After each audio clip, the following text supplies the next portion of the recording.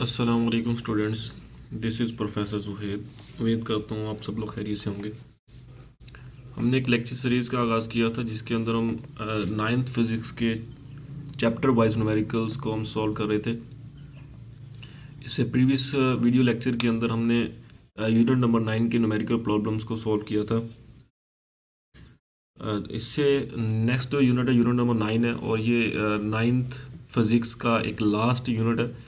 ये मैंने इसको देखा नहीं पहले, इसके 2 ही न्यूमेरिकल थे तो इसको हमें उसी वीडियो के अंदर कंप्लीट कर लेना चाहिए था।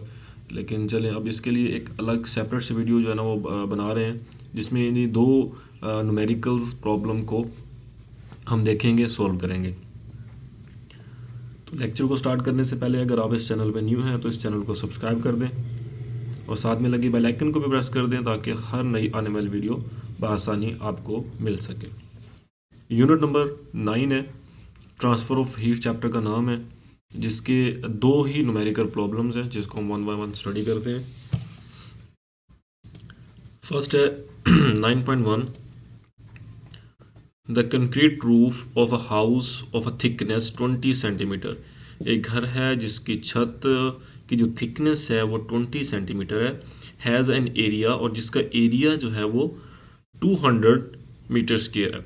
एल हमारे पास जिसकी थिकनेस है वो 20 है और उसका जो एरिया गिवन है डेट इज़ 200 मीटर स्क्वायर।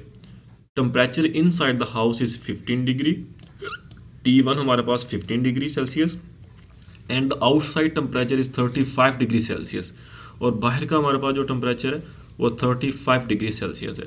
तो T2 हमारे पास कितना है, 35 degree Celsius. Find the rate at which the thermal energy will be conducted through the roof. वो कह रहा है वो रेट फाइंड करें जिस रेट पे जो थर्मल एनर्जी जो है वो कंडक्टेड होती है थ्रू द रूफ। तो इस केस के अंदर हमने जो फाइंड करना है डेट इज़ Q/T हमने जो है फाइंड करना है, ठीक है। द वैल्यू ऑफ द के की वैल्यू हमारे पास गिवन है। The value of the K for a concrete is 0.6 metre watt per metre पर केल्विन, ठीक है। तो Q/T हमने फाइंड करना है। तो Q/T का हमारे पास फार्मूला क्या है, Q/T is equal to A into T2 minus T1, T2 minus T1 divided by L, ये फार्मूला है।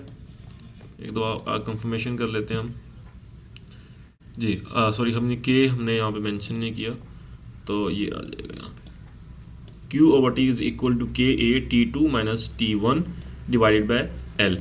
तो आपके पास देखें, यहाँ पे आ जाएं आप, यहाँ पे देखें आपके पास इसका फार्मूला है that is KA T2 minus T1 divided by L। तो K की वैल्यू आपको पता है, A की वैल्यू आपको पता है, T2 की वैल्यू भी है, T1 की वैल्यू भी है, L की वैल्यू भी है। आपने जस्ट वैल्यूज़ पुट करना है और कैलकुलेटर को उठाना है और वहाँ पे वैल्यूज़ पुट करनी है, आपके पास आंसर आ जाएगा। डेट इज़ 13,000 जॉल पर सेकेंड इसका आंसर है। नेक्स्ट हमारे पास है 9.2, how much heat is lost in an hour. अब हमने हीट सिर्फ फाइंड करनी है, Q through in an hour. Time उसने दे दिया है, ठीक है, टाइम उसने दे दिया 1 घंटा, T उसने दे दिया है 1 घंटा यानी कि 60 सेकेंड, ठीक है। ये लिखा हुआ 1 hour through a glass window measuring 2.0 metre by 2.5 metre.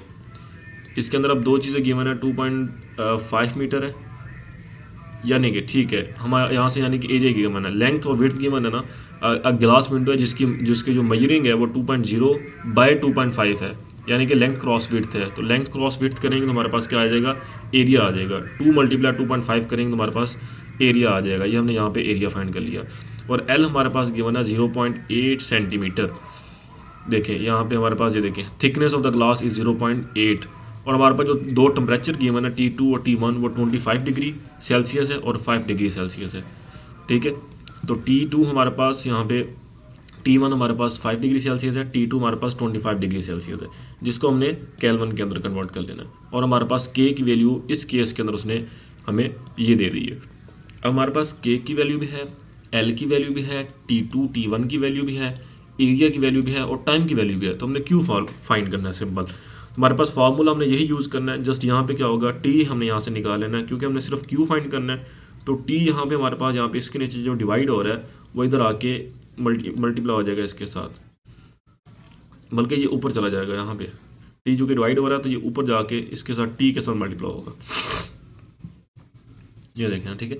तो K A T two minus T one cross T divided by L, तो आपके पास के की वैल्यू भी है, ए की वैल्यू भी है, T two minus T one की वैल्यू भी है, और मल्टीप्लाई टी की वैल्यू भी है, और डिवाइडेड बाई एल की वैल्यू भी है। तो आपने सिंपल वैल्यूज पुट करनी है, तो आपके पास हीट की वैल्यू आ जाएगी जॉल।